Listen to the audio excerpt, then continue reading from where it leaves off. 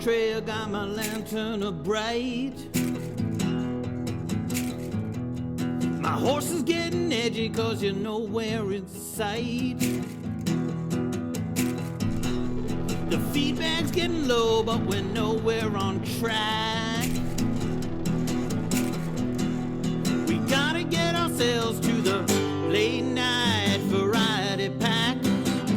Late night variety pack. Late night variety pack. My horse knows the way, yeah, we've been there before.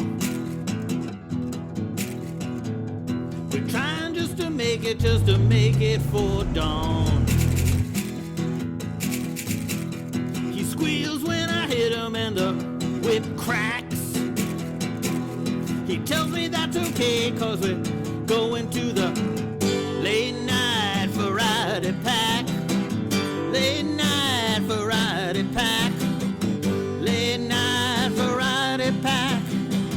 Late night variety pack. No, no. Late night variety pack. Late night variety pack. Late night variety pack. Whoa, boy. Late night variety pack. We're almost there. Late night variety pack. Here it comes. Late night variety pack. I can see it. Late night variety pack. Oh my God. Late night variety pack.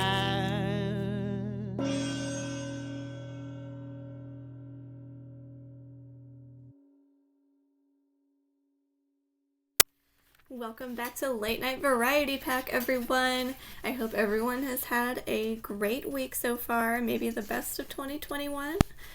I'm Maria, back to be your host. Super Bowl 45 will be held on February 7th this year. Some are saying that this matchup is about the new chickens versus the old guard, as Tom Brady and Patrick Mahomes' ages are compared leading up to the event. In an interview, Brady explained that the only crutch he'll be leaning on is the new walker that he got from Medicare. Mahomes then ripped off his vape pen, blew a sick ring of pink smoke into the air, and did a Fortnite dance before riding out of the press room on his hoverboard. Pepsi and Coke have both stated that they will not be releasing ads for this year's Super Bowl. Shame on you, Big Cola. It's been a hard year on artists, and now you tell us that you won't be hiring polar bears, Santa, or Kendall Jenner? Anyway, joining Joe and Jill at the White House were their two dogs, Champ and Major, who moved in this week. It's good to hear the pitter-patter of paws in the halls once again, whether they be from the dogs or from Joe working on his soft shoe to impress Jill later. Florida Governor Ron DeSantis announced that Publix grocery store pharmacies will have sole distribution rights to COVID-19 vaccines. Unfortunately, the grocery chain won't be able to offer its famous 2-for-1 deal on the vaccines, instead offering to deliver them alongside their delicious deli sandwiches. But why would Publix be the sole distributor? Perhaps it's related to the $100,000 worth of donations that the company made to the governor's re-election campaign since December of 2020. A pint of ice cream in China tested positive for COVID.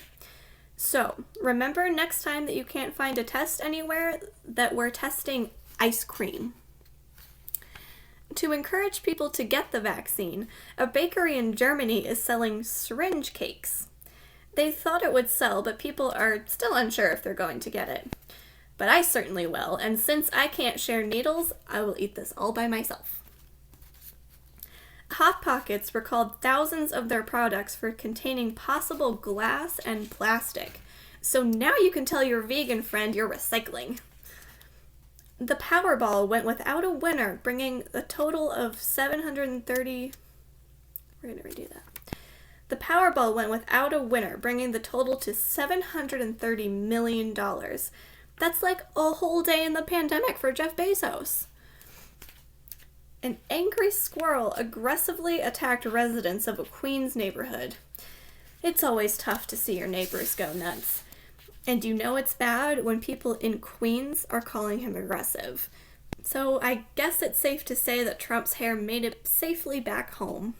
We gotta get ourselves to the late night variety pack. Late night variety pack. So I have here one of our co-writers, Tim. Everybody cheer. Yay! That is a total of 4 hands clapping you here. 4 enthusiastic hands. Yeah, how are you doing? Oh, I'm doing great, Tim. How are you? Good. I just told you right before we started recording, had less than an hour ago, I had a mental breakdown where I was legitimately crying in my apartment, which I think is just it's all right. It's totally all right. It's totally fine. I just one of those tough quarantine days. Tough quarantine days. Yeah, I think crying in your apartment is certainly extremely relatable. Yeah. So, and then when I came home, actually on my way home, I was like, I knew I was stressed, and I'm like, you know what? I'm just gonna like go get some CBD gummies because maybe they'll help. Took 2 of those. Clearly, they didn't work because I still had a panic attack. I wonder if I can get a refund. And so I was like, okay, well, CBD gummies don't seem to be doing much. Maybe I'll make myself some soup. And so I had some leftover. I had some leftover miso soup that I made earlier in the week. And so I make this soup. I'm very excited because I'm like, warm soup, going to make you feel a lot better. I take the entire like pot of soup. My microwave's also broken, so I couldn't like microwave. I had to put the leftover soup into a pot and reheat it up that way. It's fine. Put it into a bowl and like immediately, I don't even get the pot back on the stove. The bowl just crashes to the floor and my soup goes everywhere. And I lost my shit. Just lost my shit. But I did make more. I made more. I have eaten it. It is okay. Wonderful. So, Tim got his soup. I still got my soup, which is all right. What do you do if you're in panic attack mode? What do you do to calm yourself down? Oh, one of my best tactics is to just get up and walk somewhere different. Like just getting myself out of that environment, even if it's like no matter where it is, just like a change in environment helps me a lot. Especially at night. That's what I do. What do you do, Tim? Honestly, normally actually really eating helps, which binge eating when you're stressed, I guess is a whole other problem in itself, but it does help. Eating cold glass of water, whatever. I showers. I loved the whole trope of crying panic attack, cold water coming down on you. It's great. Yeah, it's very romantic. But yeah, I mean, we really got to just you got to find something to do. You got to find something to do when it happens. Absolutely. And I think a big thing in the pandemic, especially for me, is I start to feel guilty if I'm not doing enough. Like I'm not, especially as creatives, if we're not working on our craft, it's like, oh, but I like this. Why am I not doing it? And then I get very mad at myself. You just like pulled my brain out of my head and read it like a fucking book, Maria. That was ridiculous. I feel like my creativity has just gone through the basement over the past year, and that's tough. Oh yeah. It's really tough. Especially since we have all this extra time and all we've ever wanted is time to do what we love. We've been given the keys to the chocolate factory and we can't figure out how to open the fucking door. No, No, you're right. So I have been a little bit creative though. It hasn't been so much comedy as I've wanted it to be, but I did hold on. I have been creative by trying to unleash my inner second grader. I've been taking myself to art class, exhibit A. Ooh. See if I can get this in full frame. Because the last time I did art was probably summer camp when I was actually in second grade, and so most of the art is just abstract. Well, I don't yeah. know which way this one goes. I think this way. Okay. Nice. And then I That's also I got a little bit more frisky on this one and tried to do a still life of my little feline friend. It's Oh not my done gosh. yet. It's not done yet. Like it's still got some pencil and stuff. I have to do his little paws, but I mean, the proportions are so good. I It's a cat. think wow, look at that. I have Crazy. such trouble. Yeah, so I've done a couple things. I've had this little wooden like clock that I bought when I moved, and I've never done anything with it, and I still have to put the hands on, but I made a little cloud. What? Wait, holy crap, that's so cool. Ew. Those I'm clouds are very so excited about puffy. it. That's really The good. secret The secret is what?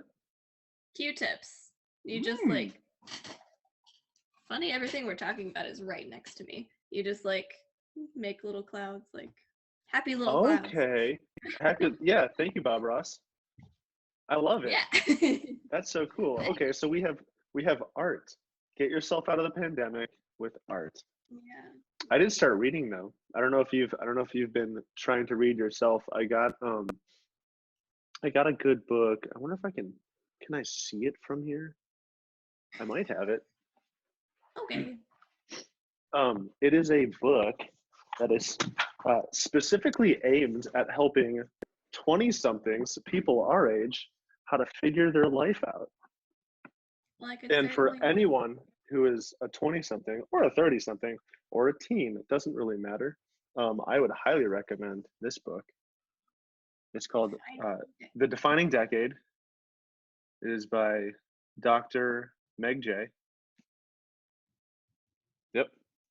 And she's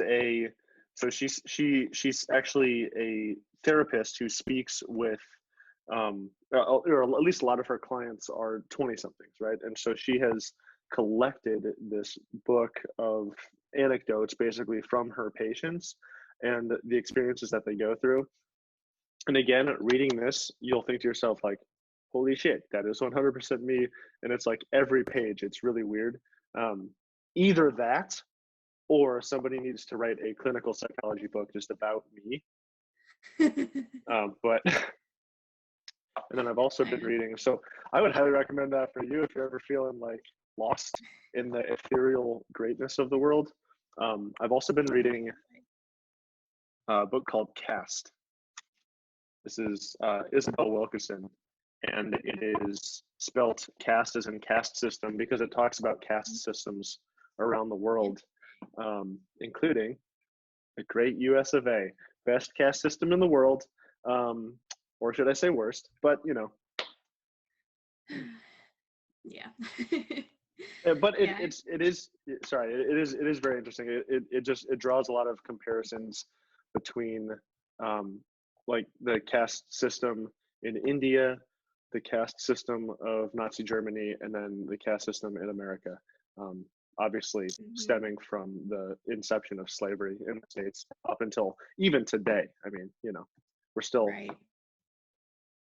we're still living in a caste system. So Here are my three I'm trying to reference.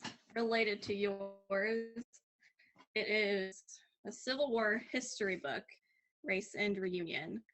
And I'm working on the construction because, as my historian roommate has informed me, Reagan was terrible, very poorly handled. We're still like feeling the effects of that today. So I would think that would play pretty well into your caste system. There was just such bitter tensions like between the North and the South, and they never really got resolved. So here we are. Yeah. Yeah, you think? Yeah. Something insurrection, something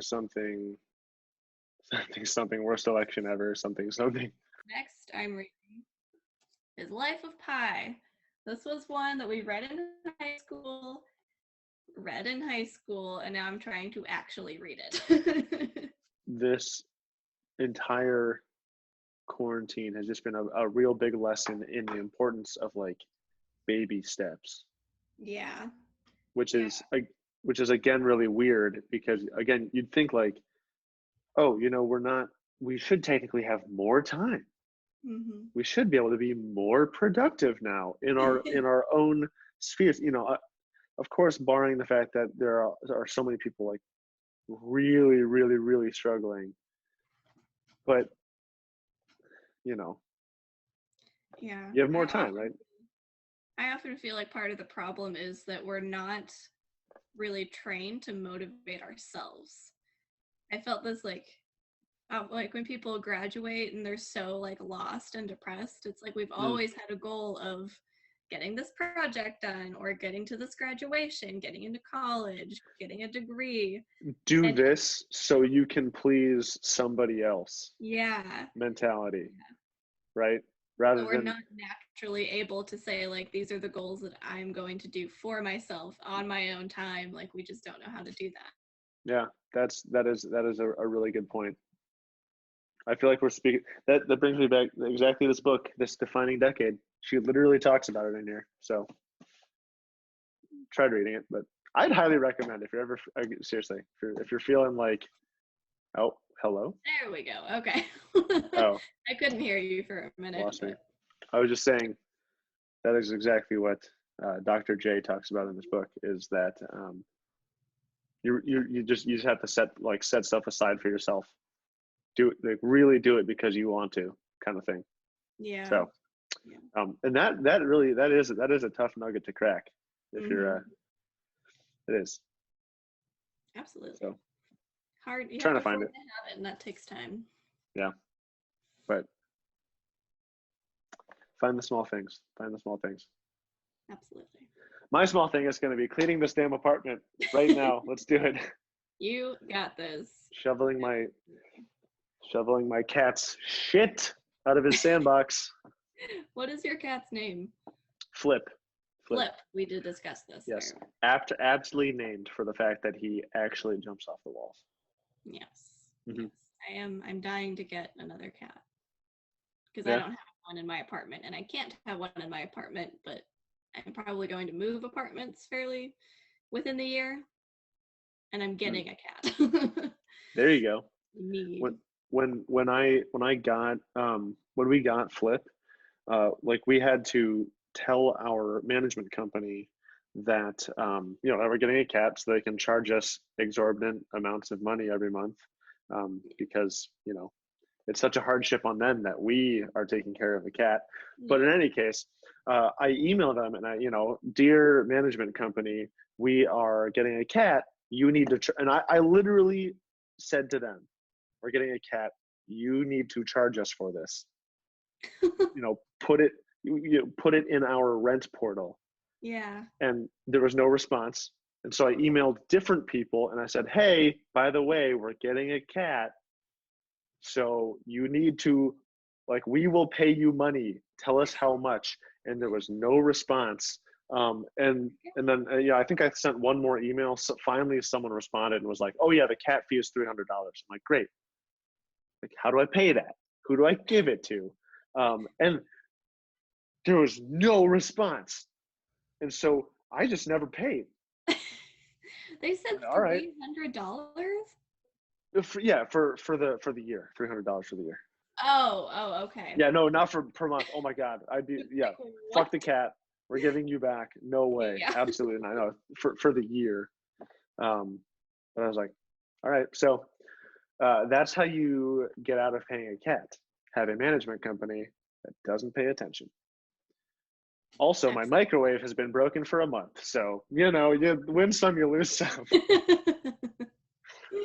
But gotta love it. All right, well, frozen again?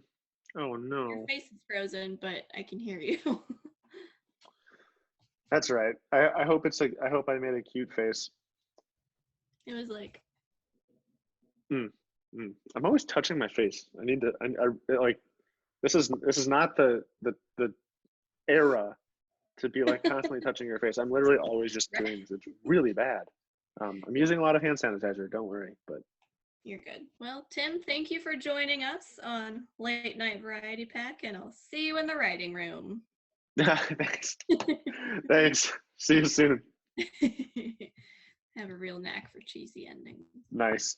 We gotta get ourselves to the late night variety pack. Late night variety pack. Jean and Ms. Larson are sitting in Ms. Larson's office, finishing up a very promising interview. So do you have any questions for us? No, I think you answered them all. I gave you a copy of my reference sheet, right? Yes, yeah, it's right here. Okay, good. Well then, Jean, it was lovely to meet you. It was great to meet you too. And if we decide to move further with you, we will contact you by the end of this week. Okay, sounds good. Jean walks out of the office. Ms. Larson's smile fades into a serious frown as she picks up the phone, holding her hand over her mouth to cover her words. Candidate shows promise. Proceed with phase 2. Outside, a middle-aged woman walks down the street for her afternoon walk. A white van slowly pulls up next to her, and the hand of an unseen person pulls her in. She lets out a little yelp as she is dragged into the van, but no one on the street notices. Meanwhile, a young man around Jean's age sits with his coworkers for lunch. They're chatting and laughing, having a great time. One goes up to the register to pay the bill, while the other excuses himself to the restroom, leaving the man alone. A person, dressed in all black, face covered with a black ski mask, sneaks up, covers the man's mouth, and silently pulls him out of his chair and into the same white van.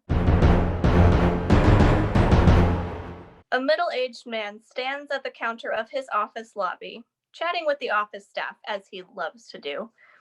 A man waves over the office worker, and he excuses himself from the conversation. The middle-aged man takes out his phone to pass the time until his friend comes back. But another person, dressed in all black, smoothly takes the man's arm. He protests a little, but again, to no avail. Who are you? Your worst nightmare! The man starts to scream, but the kidnapper quickly covers his face with a cloth, and the man goes silent and slightly limp.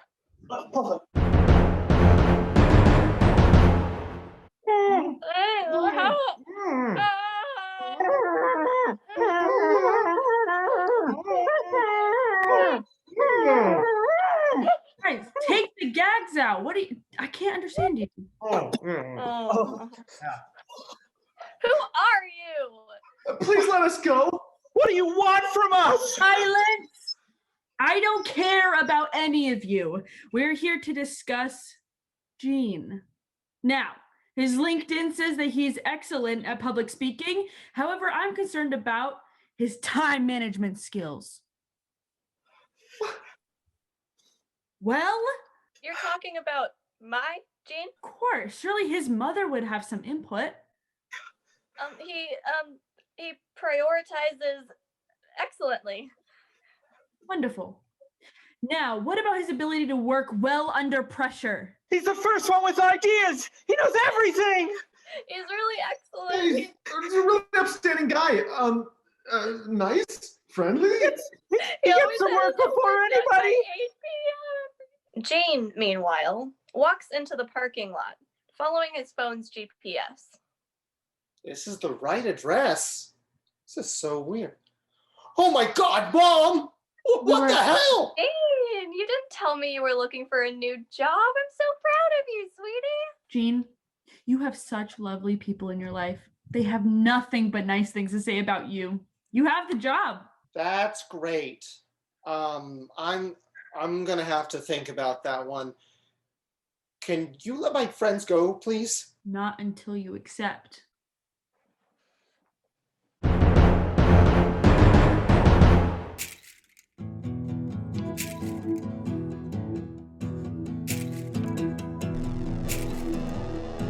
Heading down the trail, got my lantern up bright. My horse is getting edgy cause you're nowhere in sight. The feedback's getting low, but we're nowhere on track.